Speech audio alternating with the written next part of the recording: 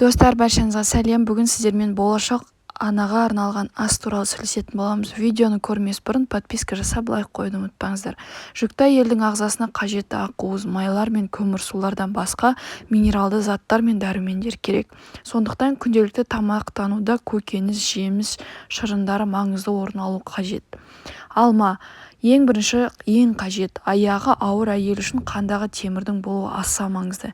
Егер қанда темірдің мөлшері аз болса, анемияға шалдығуға әбден мүмкін. Ал ол жүкті әйел мен ұрықтың денсаулығына кері әсерін тигізеді. Алма қандағы қанттың қажетті мөлшерін ұстап тұруға көмектесетін талшықтарға бай. Екінші, банан. Бұл жеміс калийға бай. Ол жүрек, бауыр, ми, тіні, сүйек пен тіске, әсіресе бұлшықеттерге қажет. 100 грамм жұмсағында 375 миллиграмм калий бар. Ол ісіну кезінде су, тұз айналымын жақсартады деп жазады Ауырмаңыз газеті. Әсіресе токсикоз кезінде пайдалы.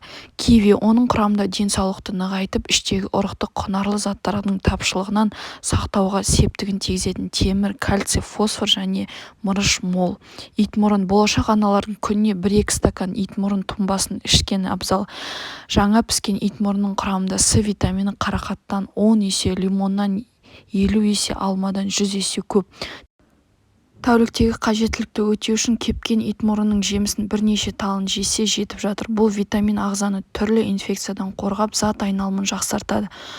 Қызылша, ол жүктілікті жоспарлап жүрген және жүкті әйелдерге өте пайдалы. Себебі қызылшада жаңа туған сәбидің жүйке жүйесін түтіктендіретін, ақауларды болдырмайтын фолий қышқылы бар.